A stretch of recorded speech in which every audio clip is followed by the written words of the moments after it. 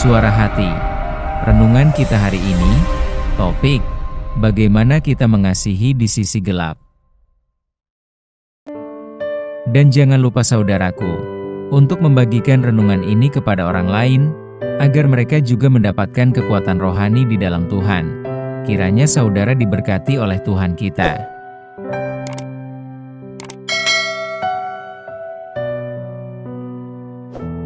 Nas renungan kita hari ini, Roma 5 ayat 6, 7 dan 8, karena waktu kita masih lemah, Kristus telah mati untuk kita orang-orang durhaka pada waktu yang ditentukan oleh Allah.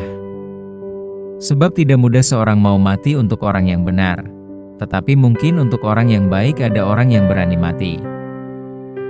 Akan tetapi Allah menunjukkan kasih-Nya kepada kita, oleh karena Kristus telah mati untuk kita, ketika kita masih berdosa. Saudaraku, kita ada banyak melihat orang-orang yang hidupnya merasa benar, lurus, adil, dan bermoral. Kepada orang-orang seperti ini, kita lebih mudah memberi hormat, memberi penghargaan, dan memberi mendukungan terhadap mereka. Kemudian ada pula orang-orang yang hidupnya memancarkan kasih Tuhan. Mereka murah hati, mereka lemah lembut, dan tulus hati.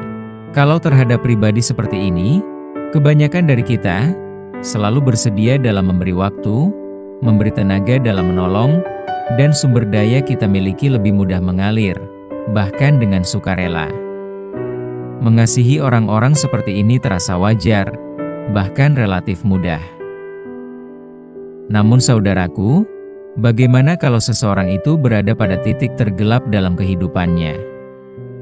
Apa yang kita memperlakukan terhadap mereka yang termarginalkan oleh banyak orang, atau terhina, dan seakan-akan mereka tidak perlu dikasihani? Gambaran seperti ini, sesungguhnya tidak jauh dari kehidupan lama kita sendiri di hadapan Tuhan. Kita pernah berada di kondisi yang tak mampu dipulihkan oleh usaha manusia, atau kekuatan sendiri. Hanya oleh kasih Allah lah kita ditariknya keluar dari kegelapan hidup dalam dosa. Bila Tuhan tidak mengasihani kita, maka kita adalah orang-orang yang seharusnya binasa karena dosa. Karena itu, keselamatan dari Tuhan adalah karya Allah. Kasih-Nya Tuhan kepada kita tidak pernah bergantung kepada siapa kita sebenarnya, atau bukan karena jasa-jasa kita kepada Tuhan sehingga kita mendapat belas kasihan dari Tuhan. Tidak ada kasih yang dapat kita samakan dengan kasih Allah kepada kita. Kristus rela mati untuk kita, hanya untuk menebus kita dari dosa kita. Kini, sudah lebih 2000 tahun telah berlalu sejak pengorbanan Tuhan Yesus di kayu salib, tetapi kasih-Nya hingga sampai sekarang tidak berhenti. Karya pengorbanan keselamatan yang Tuhan lakukan, sudah tuntas, sekali untuk selamanya dalam kehidupan kita. Tuhan Yesus telah melayakkan kita, menolong kita dari kematian dosa. Kini, Roh Tuhan setia hadir di setiap musim kehidupan kita di tengah kelelahan, kekecewaan, kejatuhan, dan pergumulan hidup.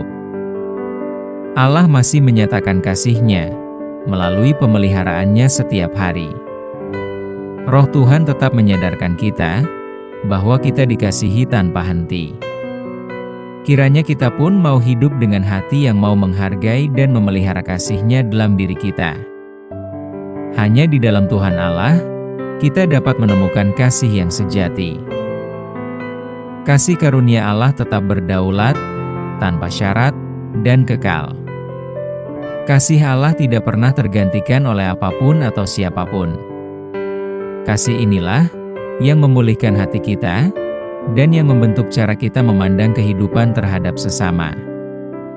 Jikalau hidup kita sudah berakar, bertumbuh dan berbuah pada kasih Tuhan Allah, maka kita tidak lagi mengasihi untuk mencari balasan, melainkan mengasihi sebagai respons atas anugerah yang telah lebih dahulu kita terima dari Tuhan.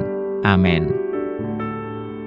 Topik doa kita hari ini, yaitu kepada anak-anak yang ada di panti asuhan dan anak-anak yatim piatu. Salam kebersamaan saudaraku, Tuhan Yesus memberkati kita.